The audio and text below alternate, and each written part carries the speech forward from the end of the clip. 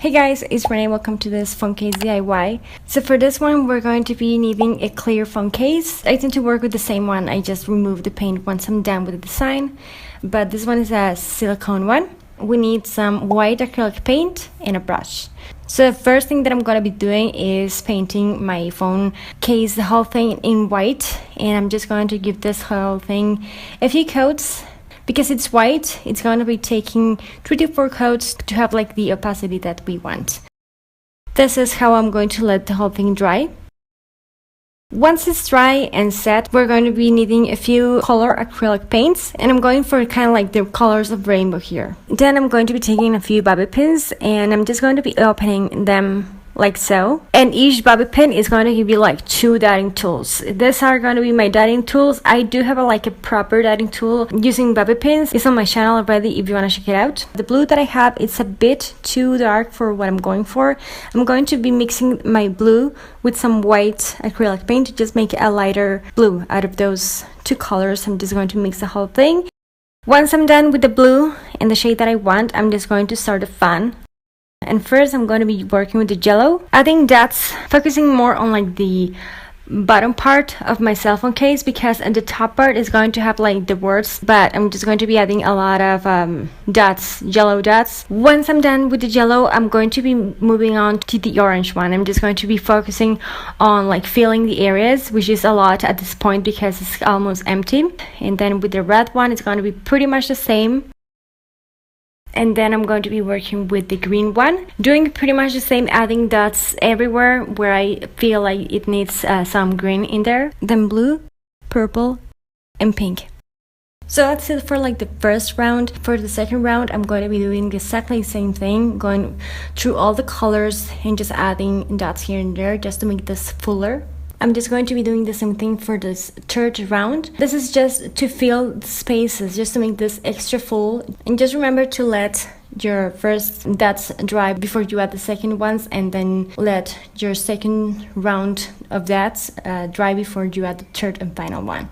If you want to add more dots, go ahead and do it. I just felt that this was enough. Okay, my whole thing is ready and my dots are all dry. Make sure they are completely dry, otherwise they are gonna smudge when we apply the sealer or the cleaner finish. In this case, I'm going to be using this one.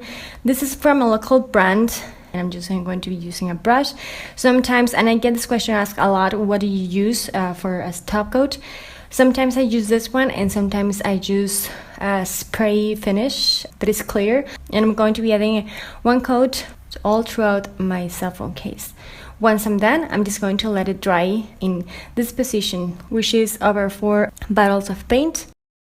For the next step, I'm going to be using a Sharpie, and I'm going to be first practicing on a piece of paper that has like the same shape of my cell phone case, and I'm just going to practice like what font I want to go for. I'm going to be doing a few tests, and I gotta say this was the 4th time that I just tried this design, and I failed the first 3 ones, so just make sure you take your time. But I'm going to just go and place my cell phone on its cell phone case, and then this is what I'm going to attempt to do. And I'm just going to write sprinkles always. As you can see, it's not the same as with the one that is on the paper. I just wanted to go for that font, and sometimes it doesn't happen. My mistake was because I did this project, like this phone case project, like 3 or 4 times, as I mentioned before. At this point, I was just desperate to get this project, done. And so I didn't really wait enough time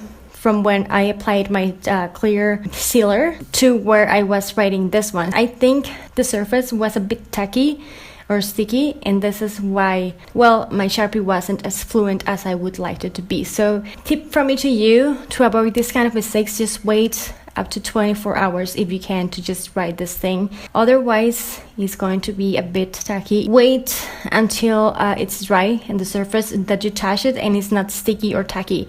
I touched the surface and it was still tacky, so that's why this happened with the Sharpie. But yeah, this is the font and how I wanted my sprinkles always to really look like. I think it looks better the left one than the right one, but I just think the right one looks kind of cute. That's why I love this one. And yeah, this is me pretending this is what it actually looks like when it doesn't, just to give you an idea on how this could look like if you wait enough time for your sealer to dry. I honestly had this idea in my mind since last year. I wanted to try that, so I'm just happy that I'm finally able to share this with you. Hopefully you liked it, and again, if you wait for your top coat to dry, maybe you can have a better writing. But yeah, thank you so much for watching. I really hope you like it. If you did, don't forget to give me a thumbs up. Don't forget to subscribe to my channel for more stuff. I do have a cell phone cases playlist if you want to check it out. I have a lot more projects like this one coming up. Thank you so much for watching. Take care, and thumbs up if you're into sprinkles. Bye guys.